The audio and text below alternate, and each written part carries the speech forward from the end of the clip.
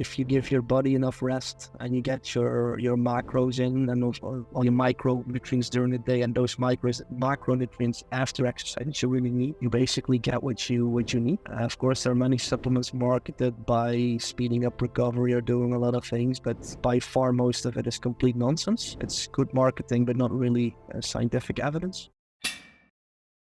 Hi Cas, welcome to Evidence Strong Show. It's my pleasure to have you for a second time. If you could briefly introduce yourself to the 3 people who didn't listen to the first one. Sure. So my name is Cas Fuchs. I'm from Maastricht University, a university in the Netherlands. And here, while me and my colleagues, we do a lot of research focused on muscle physiology. And my interest is mostly regarding protein and carbohydrate metabolism, also linking to things like recovery, which is something we're going to talk about today. So mostly the impact of how can we improve our recovery from exercise, but how can we make sure that we adapt from exercise, let's say optimally? So how can we improve the adaptation from exercises? That goes quite broad. I'm interested in endurance athletes. I'm interested in strength athletes. The strength part will be mostly what we're covering now, at least I assume. But that's quite broad. I am even also doing stuff in terms of like if we are injured, for example, what can we do then to make sure that we do not lose as much muscle mass and as much muscle strength, and actually quite a bit more. But I think the most relevant for now is the recovery aspect of resistance exercise. So that's definitely one of the topics I'm very interested in, and also the research. Awesome. So you are very knowledgeable in all the topics you mentioned, plus the nutritional aspects of it. I think it's a very hard topic to discuss, especially in relation to research, because everyone has experience with nutrition. Everyone has an opinion about nutrition. But I think if we could cover the things that are the most important, that would be awesome. And could we start with some kind of definition what recovery is? Sure, yeah. So my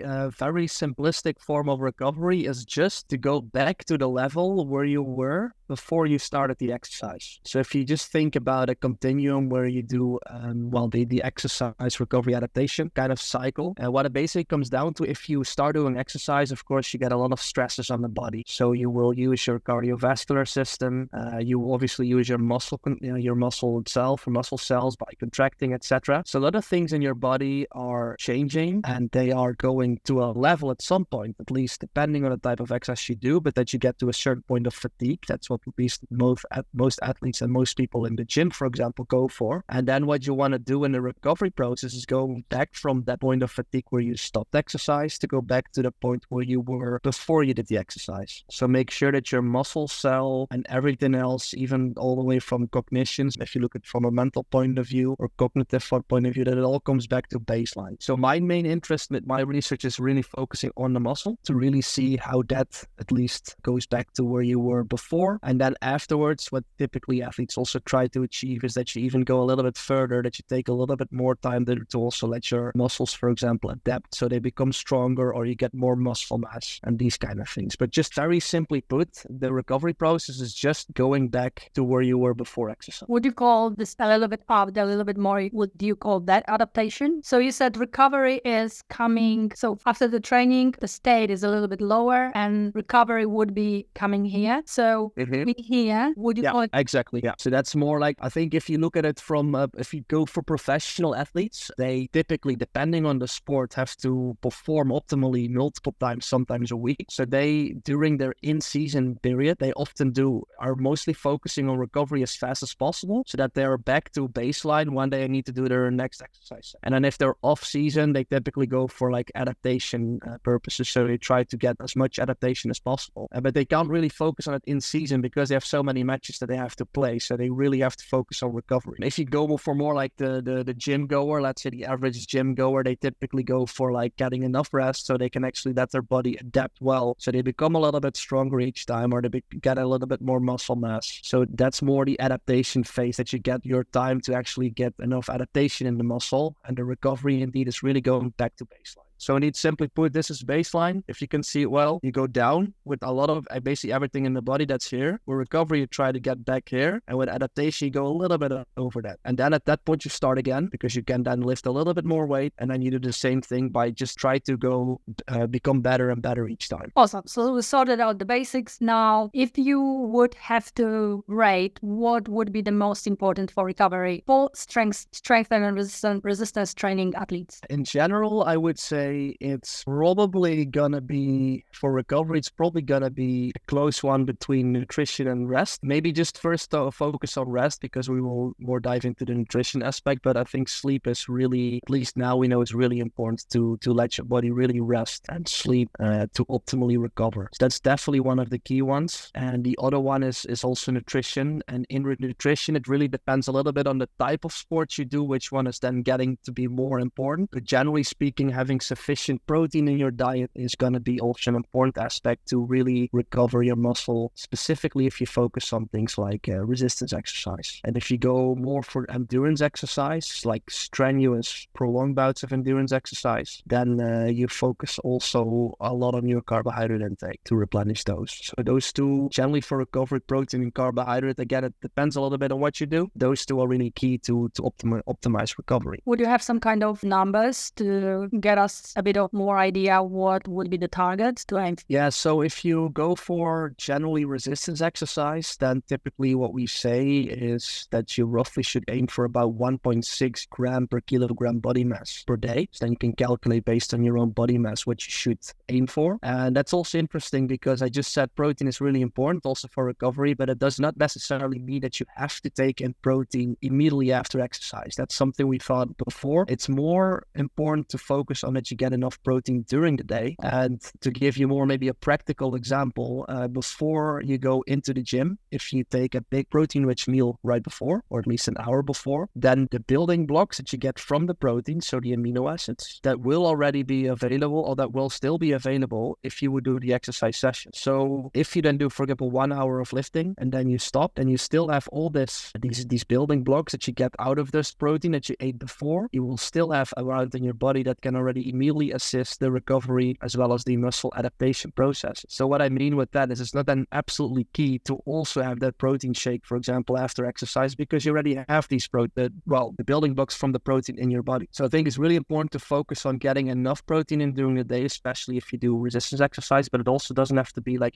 crazy amounts. So at least 1.6 gram per kilogram body mass per day. For me, it's not a crazy amount. Maybe for some people it is, but for me, it's like actually quite easily achievable. So that's the key point. Of course, if you would do exercise in the morning and you, for whatever reason, you didn't have any breakfast and you were able to train well in a fasting state, but maybe some people do, then it could help to, of course, to get some protein in after exercise. And if you then go more from like a meal point of view in terms of quantity, then typically we say it's about 0.3 grams per kilogram body mass per that meal. So then you again look at your own body mass, multiply that by 0.3, and the amount of grams that you get out of it, then that's kind of recommended to get in terms of as an optimal or maybe a maximal dose of protein following exercise to get your protein in. Okay, so what I'm hearing is anabolic window is not a thing unless you do exercise fasted. Yeah, and even then, it's also interesting. What's the definition of the anabolic window? They typically always said like, okay, you need to get it in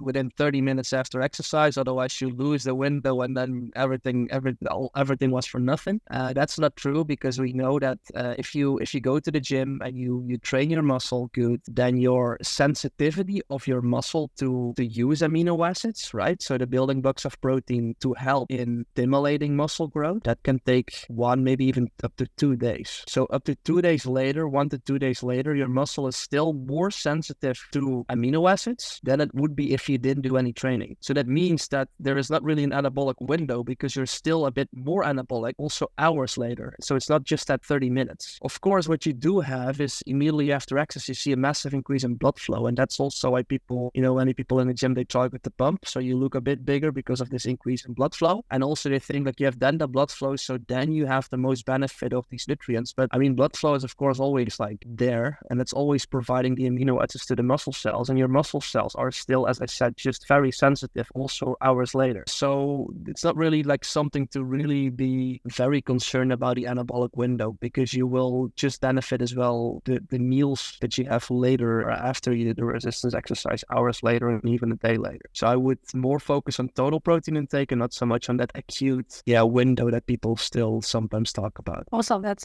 clear advice. And I think easier to implement that rushing 30 minutes, stressing about it. Would you be able to tell a little bit more to guide us a little bit more in terms of carbohydrates, specifically for resistance training? Yeah, sure. So carbohydrates, that's a major energy store in the body together with fats. Protein, not so much. So protein is more indeed about rebuilding your own proteins in your body that, for example, are important to have muscle contraction. Carbohydrates, on the other hand, that are really important to give quick energy, and the energy that your muscle proteins then can use to actually contract. So what you get is, if you go to the gym, you will use carbohydrates either from the ones that you ingest from your diet or the ones that are stored in your body, because you can store these carbohydrates in terms of glycogen. It's mostly occurring in the muscle as well as in the liver in terms of the quantitative amounts. You can basically store them in all cells, or like a lot of different cells, but liver and muscle are most important for exercise. And so what you get is you can use those during exercise, also if you go to the gym for resistance exercise. But it's really important to keep in mind how long is your exercise session and how intense is your exercise session. In a gym, it really depends on how hard you train, so how intense, how long. So for sure you will use some of this glycogen, but the question is it enough? And it's very important to replenish it again. And in other words, do you not already replenish it with your general diet, if that makes sense? So typically speaking, people go to the gym and they train, for example, they have a leg day, so they do some heavy squats. Then they typically take 1, maybe 2, sometimes even more rest days afterwards, where they also have like quite some meal intake, by which you generally already restore these carbohydrate stores back to your basal level if you go back to the recovery aspect we just talked about. So just a long story short, the question is, how relevant is carbohydrate intake for the people going to the gym in terms of resistance training? That depends really a little bit about, again, on how intense you train and how long. So let's assume that one of those few ones that really train intense and very long, and they also want to train like heavy again later on for whatever reason, then yes, it can be important to also focus on some carbohydrate intake following exercise to really replenish those stores of glycogen. How long does it take for ingestion for the carbohydrates, or let's say glucose, from ingestion to getting to the muscle? From ingestion to the muscle can be relatively fast. So it also depends on the type of carbohydrates you ingest. But if let's say you just ingest dextrose or just maltodextrin, basically just some glucose molecules attached to each other, or free glucose even, free glucose can be absorbed directly because you don't have to digest it. And if you are following exercise, you can see already basically, measurably, we can already find within 2 hours like increases in muscle glycogen following exercise. And this goes of course much faster, but it's more of course what you can measure with the techniques that we use. And within 2 hours, you already definitely see it. But it's, glucose is really, really fast absorbed in the bloodstream. So within half an hour, you already see these increases, and even faster than that. So that goes fast. I'm asking Cas because many of people who follow me are interested specifically in Olympic weightlifting. And Olympic weightlifting has 2 lifts, snatch and clean and jerk, and they are separated but by some time. How much time is between the lift depends on the competition setup. And this time in between, do you think or how important it is, and what to focus on in terms of nutritional strategies? Would carbohydrates be the way to go? Carbohydrates can assist, but for those like, let's say, short bursts of energy, with let's say if you do 1 lift, you will first focus on your free ATP.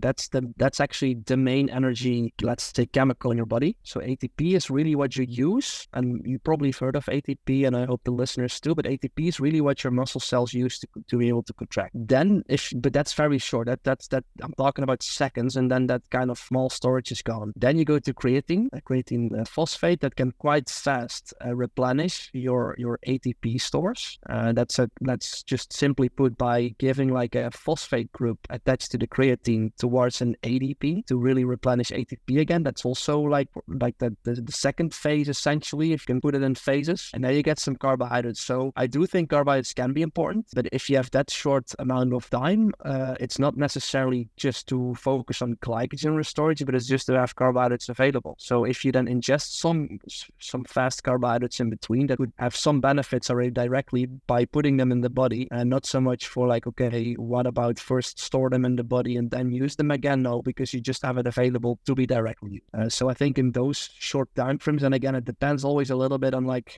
how many sets you do, how intense, but those are the 3 things you got to focus on. And I think that it can also be very beneficial to have have actually creatine in the body as a supplement to use for your weightlifting. And that's also, of course, a supplement that's apart from carbohydrates, but that you can supplement with to give this extra availability of creatine in the muscle cell to quickly replenish this ATP that you have. How long will it take from ingestion to getting to the muscle for creatine? So with creatine, what I would do is I would load it before, so to make sure that's already there, because if you would do it right before the exercise, I don't really think you will benefit from that much, if at all. What I would do if you know you have these lifts coming up, or maybe even already in general, just make sure that you load your muscle cell with creatine. You can do that in multiple ways. Two common ones are either have about, if you focus on from a muscle perspective, let's say 5 grams of creatine for about a month, and then you will have like this probably optimal amounts of creatine in the muscle, or maximal amount. You can also go quicker. You can say like, hey, I'm going to take 5 to 7 days of a higher dose of creatine, about 20 grams per day, that you can spread, for example, 4 and 5 grams doses 4 times a day in the first week. And then you go continue with this 5-gram daily dosage to maintain these stores in the muscle cell. So with that, I would do before to get like the benefits, and not so much in between, because there I don't really see it. All right. So follow-up question on that. How much it will influence the water retention in the body? Because weightlifting is a weight contested sport. So athletes have to at least be aware what weight they are when they go to the competition, because they have to declare which class they are competing at. And some athletes will also be controlling their body weight to fit into the weight class. Some of the controlling methods will be related to controlling the hydration levels of the body. That's a good point. So definitely with creatine, you do get some water retention in the cells. So that's absolutely something you have to take into account for yourself. I mean, it has benefits in terms of getting a bit more power, let's say energy in your muscle cell, but the downside can be, again, depends on the sport, but in this sport, it can be a disadvantage, is the additional weight that you typically see. Yeah. And how much additional weight is it? So I don't know exactly by heart. It also probably depends a bit on the individual, but you can definitely get, it can be some serious added weight, maybe a kilo, maybe 2. I don't have the numbers really by heart, but it's measurable. Let's say it's not like negligible for people, but it could be something that you could check yourself. So what is your weight category? What if I measure myself now, try to get, of course, very standardized conditions, load yourself for a week with creatine and see where you're at then when you measure in the same conditions, just like after you woke up, for example, in a fasted state, try to get like as much the same hydration status, etc. So you could try it out for yourself, because it's very difficult to put one specific weight on, because for everyone it could differ a lot. Also the amount of muscle mass, how much do you have, males, females, there could be many differences there. But if you use a supplement, I would, and this is actually, I say this with everything that you do in training, test it yourself, see what is the, in this case, then the additional weight that you get, and then make a wise decision. Okay, is it then beneficial for me, or can I still make my weight, or should I try to get like a different approach? Yeah, that's quite individualistic. That's, I think, why it's good to have people and coaches around to assist in these aspects. Awesome. So protein, carbohydrates, creatine, what else is important for muscle recovery? Yeah, so a lot of can be beneficial. It's more the question on what else do you should you ingest around exercise. I think those are the key points in terms of nutrition for recovery. And then, of course, yeah, you can go into like also more specific. So you have protein is important, but then people always ask what type of protein. Well, the amount we kind of already discussed now. You know, with protein are the differences in the types of protein that you ingest. With the carbohydrates, the same are difference in types of carbohydrates. People just generally ingest micronutrients. Of course, they're important to have in your body because they're vital for a lot of cellular processes, but they're not necessarily key to have right directly after exercise. At least assuming that you have sufficient in your diet and you will replenish them anyways. It's not like a key thing you directly have to do after. And water, by the way, is also like an important aspect, of course, that you have to think about. And this is mostly important when you are hypohydrated or when you are dehydrating yourself under hot conditions, for example, because of course the water is also something that actually could be an important aspect right after exercises to restore your water content body. So actually quite a bit. Yes. Any comment on fruit and vegetable in terms of muscle recovery specifically, or adaptations to resistance training, or we can skip them? So they're important. I think what's good about them is that they of course provide a lot of micronutrients. Some of them can actually provide some extra water as well. That can also be beneficial, and they can also provide some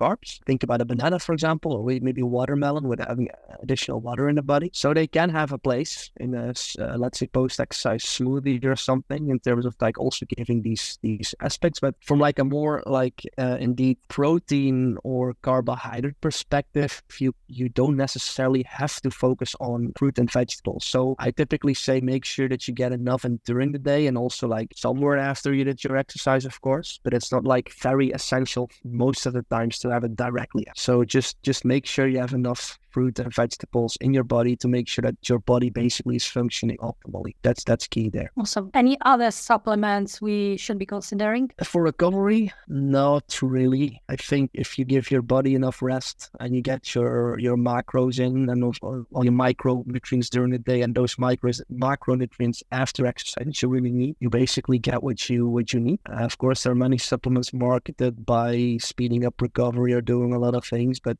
by far most of it is complete nonsense. It's good marketing, but not really scientific evidence. So if you really ask me what supplements should we use apart from what we discussed for muscle recovery, I do not think there's anything else that's really important that we should discuss here. And there are supplements that could be beneficial. So you can think of, at least if we go for like resistance training individuals, caffeine can be an interesting one for pre-workouts to make sure that your workout itself is going to be a bit better. But I would not take that post-recovery because there's not really clear evidence that it has any benefits there for those athletes. And in fact, it could impair your subsequent sleep, specifically if you take it a bit later during the day. So, and that's really key for good recovery. So I would not focus on caffeine as a post-exercise recovery supplement. You could do it before exercise. And in my point of view, just caffeine with coffee can be great. You don't have to take those pre-workout supplements that are often like mixed with a lot of different products in it and also marketed as being like the ultimate way of having a great workout. I think just caffeine itself, which you can get from a strongly brewed cup of coffee, for example, is already sufficient. Awesome. If we go back to the initial topic, recovery, you think about rest and nutrition, because of course nutrition, you have to give your body again what it used in terms of energy to get the energy back, and also you want to repair the proteins that you kind of damaged during your exercise, and you can do that by ingesting your protein. And of course rest, you have to give your body the sufficient rest to actually be able to recover, because you need rest to let your body recover and later on even adapt from the exercise stress. Awesome. Did your team or your colleagues in the lab, did you do any quirky things? I don't know, beetroot juice or tart cherry juice, some things that maybe are not the first things that come to mind, but still you found some success. So my colleagues did have colleagues that were focusing on beetroot juice indeed in our lab, and also of course it's a topic that still at the moment is quite popular in the sports science field. And with beetroot juice, there could be again some benefits, but if I focus specifically on resistance training athletes, I did not really see that many benefits of beetroot juice. And if one would get a benefit, is really, really minor. I think this is personally because I'm not really directly into the beetroot juice field myself. But if there would be a benefit, I think it's probably negligible compared to sleep and getting your macronutrients in properly. So the nitrate from beetroot juice, I also would say there's not the last thing hasn't been said about it, because there is quite some cool stuff out there found also for endurance athletes. Again, go back to the resistance strength training person. I personally would not use beetroot juice. Awesome. Okay, these are all the questions I wanted to ask you. So thank you very, very much for answering. Sleep, recovery, the first thing, nutrition the second, and the contraction. There's nothing better for the muscle than contracting it. So yeah, true. And having said that, sleep and nutrition, of course, you need both, because you can't say, it's always hard to rank them because they're both really important. But without proper sleep, you won't recover well. And without proper nutrition, you also will recover well. So those two for me are really, really both on the top list. And all the other things are either not even on the list, or they're like maybe under specific circumstances. So would you say 40% sleep, 40% nutrition, and then 10? How would you, if you would have to quantify? Oh, that's a good question. So I would just see those three as like an important triangle, because of course you need to do the exercise to get stimulus. That's key. Otherwise, you will never get to where you want to be. You need to have your optimal recovery from sleep or rest to get back to where you were, and also not only from a muscle perspective, but also from a cognitive perspective, that you really feel like energized, and you can actually also have, let's say, the mental energy to do your things and the cognitive functions to do your things. That's key. And also the nutrition is key, because if we don't eat, then we will not get the nutrients in to optimize our adaptation in the long term. So you have to do all those three. And if I really had to put like a number on it, I really can't. I would say those. And the good thing is we can do those quite easily, because we have food available. We have equipment around us. At least we have to do the activities we do. And otherwise we can even go outside to do our trainings. And we can sleep. That's kind of something our body at some point will tell us to do anyways, because we have to. And then try, of course, to reduce your stress. But that's a whole different topic with sleep. Try to optimize sleep by reducing stress levels, etc. But those three are key to get where you want to get. Nutrition, exercise, sleep. So how about 30, 30, 30, and then 10% for the rest? You want to get numbers out of me, right? Then I would probably say maybe make it 32, 32, 32, and then the rest. All right. If someone has ambition to be a good athlete or good coach, they have to be aware that it has to come from somewhere. So you need to put time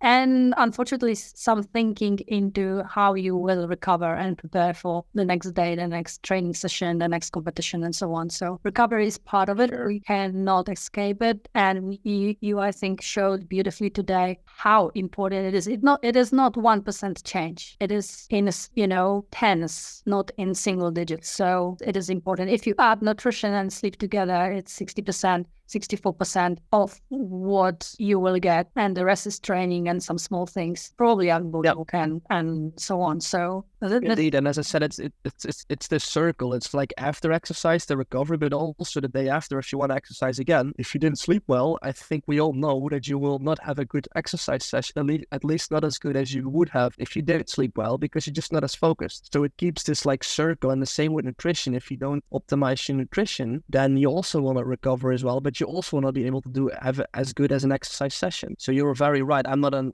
elite athlete, so for me it's also less important, because my exercise sessions are not as crazy as for those people. But that it's just a circle. So they all are really important together to optimize everything, recovery, but also the exercise session itself, etc. So it's kind of, that's how I at least see it. Thank you. That's eye-opening, to say the least. But that was important to listen to. So thank you. You're welcome. Thank you so much for today, Cas. We learned a lot, and I hope that you, me, and everyone else can implement something from this interview into their life, make it better. Thank you. You're welcome.